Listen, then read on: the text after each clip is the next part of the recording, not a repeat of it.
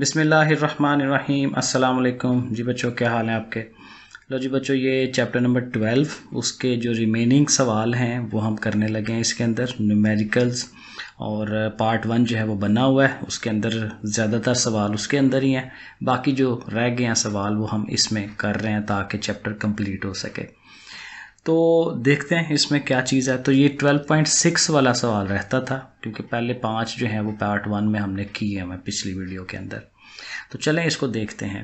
कहते हैं G an image is produced, एक इमेज बनती है, एक तस्वीर बनती है बाय अ कनकेव मिरर। दो तरह के मिरर थे ना, कन्वेक्स और कनकेव। तो यहाँ पे कनकेव मिरर यूज़ हो रहा है। Of focal length 8.7। तो चूंकि फोकल लेंथ उसने दे दिया है तो साथ ही हमें साथ लिख देना चाहिए, वो आगे मैंने लिखा है f बराबर 8.7। फोकल लेंथ को f से शो कराते हैं। The object is 13.2 centimetre toll. जो ऑब्जेक्ट है, जो चीज़ है जिसकी इमेज बन रही है वो 13.2 सेंटीमीटर बड़ी है, लंबी है, ऊंची है, ऐसे कह लें। तो ये बेसिकली उसकी हाइट होती है h। ठीक है, हाइट होती है h और साथ छोटा सा नॉट लगाते हैं, h नॉट। ठीक है, इसको क्योंकि ये पहले वाली हाइट है ना, तो जो इमेज की हाइट होती है उसको h1 कहते हैं। बहरहाल वो आगे आएगा। And at a distance of इतने सेंटीमीटर, और 19.3 सेंटीमीटर जो है वो डिस्टेंस पे पड़ी हुई है। तो ये जो डिस्टेंस होता है इसको हम p कहते हैं। ठीक है, कोई ऑब्जेक्ट जो है लेंस से कितने फासले पर है वो p होता है। तो देखें ये सारी चीज़ें मैंने तीनों चीज़ें आगे लिख दी हैं। ये देखें f 8.7 था, h नॉट दिया हुआ है 13.2 और p दिया हुआ है 19.3। साथ साथ हमने लिख लेना है। अब फाइंड क्या करना है। फाइंड करने के लिए ए पार्ट में वो कह रहा है लोकेशन, इमेज की लोकेशन फाइंड करें। इमेज कहाँ पे बनेगी, यानी कि बेसिकली ये उसका फासला ही हो गया कि इमेज कितने फासले पर बनेगी, यानी क्यू। हमें क्यू फाइंड करना है। ठीक है, और साथ उसकी हाइट भी, यानी कि उसकी जो एच है वो भी, क्यू और एच ये दोनों हमें फाइंड करने हैं। तो देखें हमने उनके आगे क्वेश्चन मार्क लगा लेना है। अब इनको हल करना है। तो हल करने के लिए क्यू है पहले, तो क्यू के लिए आपके पास ये जो बेसिक फार्मूला है लेंस वाला 1/f equal to 1/p plus 1/q। ये हर दफ़ा हमारा ये फार्मूला यूज़ होता है, बहुत मशहूर फार्मूला। तो इसमें चूंकि हमें क्यू चाहिए, क्यू को हम अकेला कर लेंगे, यानी 1/p को उठा के उस साइड पे ले जाना है। तो 1/p ने जब उधर जाना है तो माइनस का हो जाना है। तो 1/p देखें 1/f के पास जाके माइनस का हो गया। ठीक है, तो ये हमारे पास एक चीज़ बन गई। अब यहाँ आप वैल्यूज़ लगा लें। f की वैल्यू 8.7 थी, p की वैल्यू 19.3 है। इसे लिखें और हल कर लें। एलसीएम लेना है, ज़ोआफिकल लेना है। तो आप कैलकुलेटर पकड़ें, इन दोनों को ज़रब दिला दें, ज़रब दिला के नीचे लिख लें। ठीक है, और ऊपर लिखने का बड़ा आसान सा रूल है। 19.3 इधर 1 से मल्टीप्लाई होके इधर आ जाएगा, 8.7 इस साइड पे आ जाएगा। तो दोनों ने माइनस होना है क्योंकि बीच में माइनस है। तो माइनस हो के जो वैल्यू आती है, अब देखें मैंने साथ ही ना इसको उल्टा दिया है। क्यों? इसलिए कि इधर 1/q है, हमें तो q चाहिए। तो q फाइंड करने के लिए मैंने देखें उल्टा दिया उसको, q सीधा हो गया। तो ये जो रकम है ये भी उल्टेगी ना, 167 ऊपर चला जाएगा, और ये जो माइनस हो के वैल्यू आती है 10.6 वो नीचे आ जाएगी। और आप इससे उसको तकसीम करवा दें, डिवाइड कराएं, तो ये 15.84 सेंटीमीटर आ जाएगा हमारे पास। तो ये क्यू हमें मिल गया कि हमारी इमेज जो है वो कितनी दूर बनेगी लेंस से, ये क्यू होता है। ठीक है, अब साथ हमें हाइट भी मालूम करनी है, तो वो भी देख लेते हैं। हाइट के लिए फार्मूला, हाइट का अपना फार्मूला है, ये भी बड़ा मशहूर फार्मूला है। h1 ऊपर है, h नॉट नीचे है, और इधर से q ऊपर है और p नीचे है। ये ज़ाहिर है हमें इसको याद करना होता है।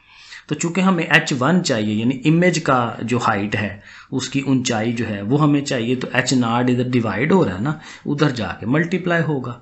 अब ये तीनों वैल्यूज़ हम लगा सकते हैं और उससे h1 निकाल लेंगे।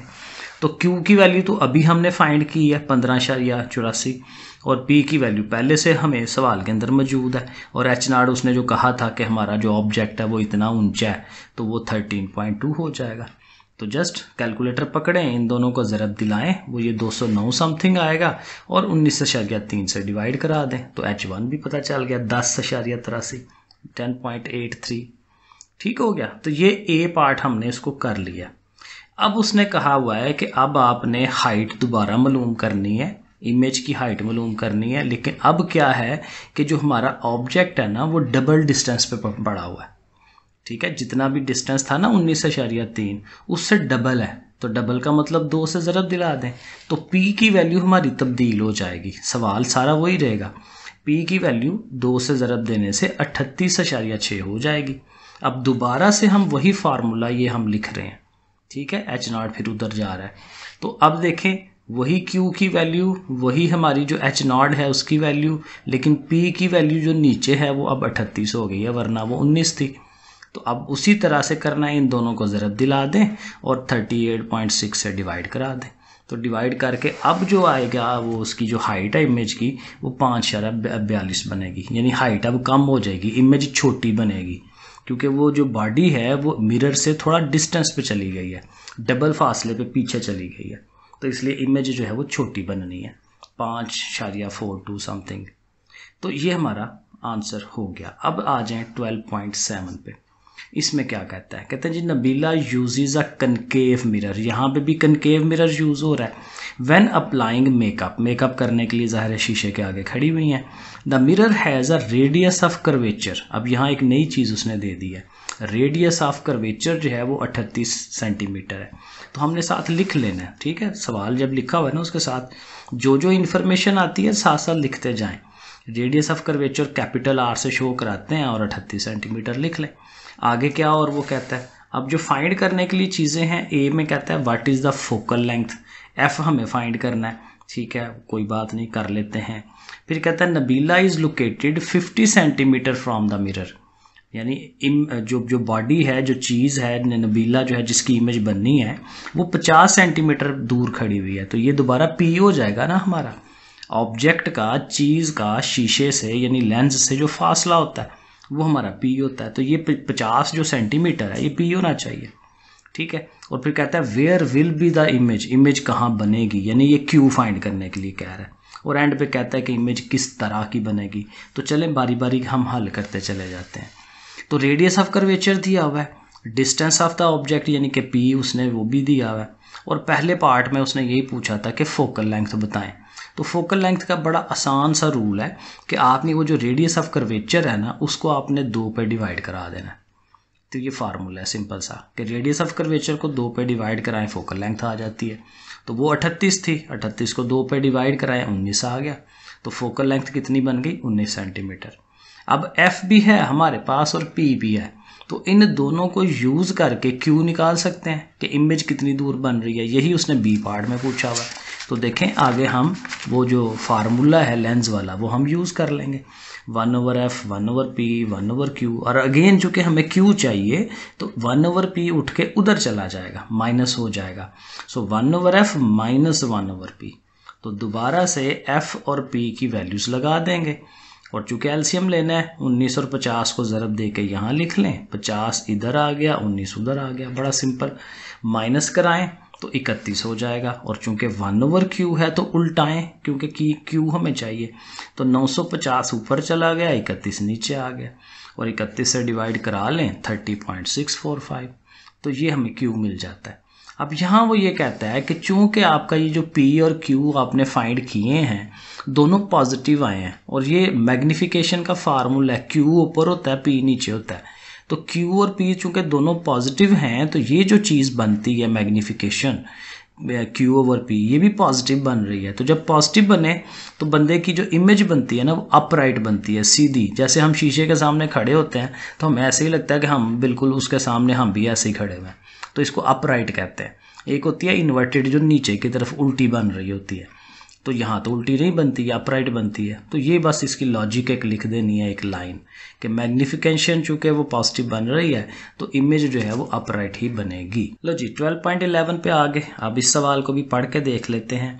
अ रे ऑफ लाइट, रोशनी की एक किरण है, फ्रॉम एयर, आती है वहां से, एयर में से, is incident on a liquid surface at an angle of incident. ये असल बात है कि उसका जो एंगल ऑफ इंसिडेंट है वो 35 है, जहाँ से वो टकराती है जाके लिक्विड को वो 35 डिग्री पे है। तो हम ये साथ लिख देंगे, एंगल ऑफ इंसिडेंट यानी कि जिसको आई से शो कराते हैं वो 35 डिग्री है। कहता है calculate the angle of refraction, angle of refraction हमें फाइंड करना है जिसको आर से शो कराते हैं, ये हमें फाइंड आउट करना है। क्वेश्चन मार्क लगा दें इसके आगे।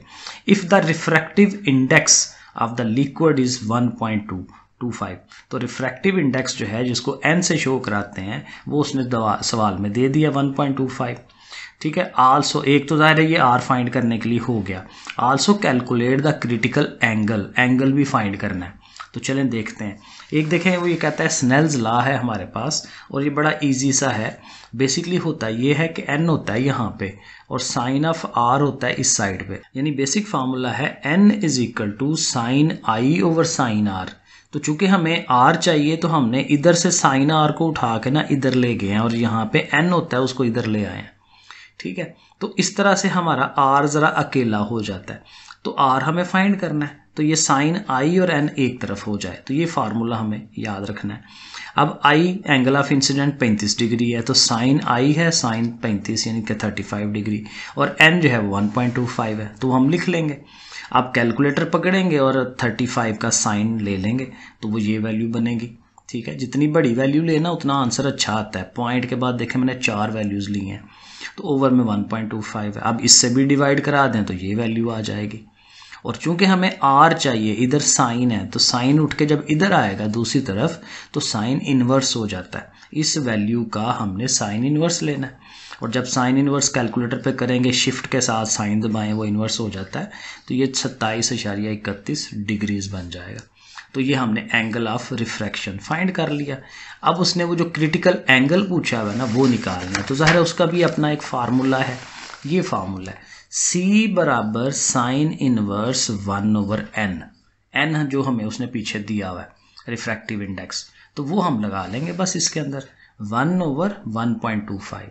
तो 1 से 1 को डिवाइड कराएं 1.25 से 0.8 हो गया और चूंकि साइन इनवर्स है तो शिफ्ट दबा के साइन दबा के ये वैल्यू लिखें कैलकुलेटर में तो आपको ये मिल जाएगा। तो एंगल ऑफ इंसिडेंट मिल गया c 53.13।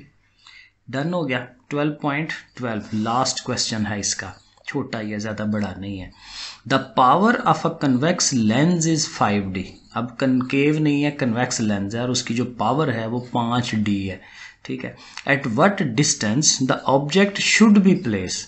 ऑब्जेक्ट को कितनी दूर रखा जाए यानी कि p फाइंड करने के लिए हमें वो कह रहा है। ठीक है ना, क्योंकि ऑब्जेक्ट का डिस्टेंस है।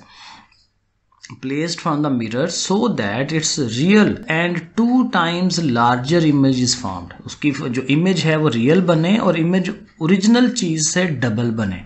ठीक है, दुगना बने। अब देखें कैसे लिखेंगे। एक तो power of the lens 5d लिखी हुई है। साइज ऑफ द इमेज जो है वो ओरिजिनल, देखें ओरिजिनल p होता है ना तो p से डबल हो। q जो है वो डिस्टेंस बनता है इमेज का तो उसने डबल होना है उस फासले से जो वो जो ऑब्जेक्ट है जो चीज़ है उसके फासले से। और उसने यहाँ कहा हुआ है 2 टाइम्स तो इसलिए q को 2p के इक्वल रख लेंगे। ठीक है, तो q की वैल्यू आ जाएगी 2p। अब यहाँ से देखें पहले तो वही बात है f मालूम कर लें क्योंकि f हमारे पास सवाल में दिया ही नहीं हुआ और f हमारे उस फार्मूले में यूज़ होता है pq वाले फार्मूले में। तो फिर वो एक फार्मूला हमारे पास है पावर ऑफ द लेंस होती है 1 ओवर f के। तो वो जो पावर है ना 5d, d को छोड़ दें 5 लिखें यहाँ पे और आप f निकाल लें। तो देखें यहाँ हम लिख देंगे पावर की जगह पे 5। तो वो चूँकि 1 ओवर f है तो उल्टाएं, तो इसको उल्टाएंगे तो 5 उल्ट जाएगा। तो f बराबर 1/5। तो कैलकुलेटर में 1/5 करें वो 0.2 हो जाएगा। तो फोकल लेंथ हमें मिल गई 0.2 मीटर। लेकिन मसला ये है कि ये मीटर में, मीटर बड़ी चीज़ होती है। आम तौर पे हमारे ये जो फासले होते हैं ना सेंटीमीटर में ज़्यादा अच्छे लगते हैं तो इसको 100 पे मल्टीप्लाई करवा देंगे क्योंकि बड़ी यूनिट से छोटे पे जा रहे हैं ना मल्टीप्लाई करवाते हैं।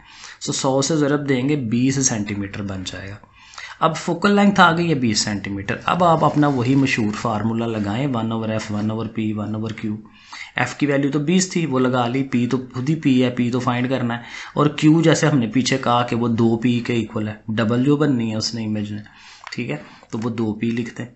अब यहाँ से देखें ये p है ये 2p है तो इसका एलसीएम ले लेंगे 2p लिखेंगे नीचे। p कटा नीचे वाले से कटती है चीज़, ऊपर वाले से मल्टीप्लाई होती है 2 1 are 2। इसी तरह से ये 2p सेम है तो ऊपर वाली चीज़ एज इट इज़ आ जाती है। तो इस तरह से लिख लिया। अब ये 2 और 1 मिलके 3 हो जाएगा। तो इधर 3 ओवर 2p है, इधर 1 ओवर 20 है। अब ये देखें क्रॉस मल्टीप्लाई हो सकते हैं। 2p 1 के पास आएगा, 2p 1 are 2p और 20 ने जाना 3 के पास तो 23 कितना हो जाना 60। ठीक है, 60 उधर और 2 जाके उधर डिवाइड करा देगा तो 30। मतलब कहने का ये है कि हमने जो ऑब्जेक्ट है उसको कितने फासले पे रखना है, मिरर से 30 सेंटीमीटर के फासले पे। जब इतना रखेंगे ना तो उसकी फिर जो इमेज बनेगी वो डबल बनेगी, वो 60 सेंटीमीटर बन जाएगी उसकी, उससे डबल बनेगी उस तरह से। तो बस ये इस तरह से हमें उसको फाइंड आउट करना था। ओके हो गया, चलें जी बच्चों, ओके, अल्लाह हाफिज़।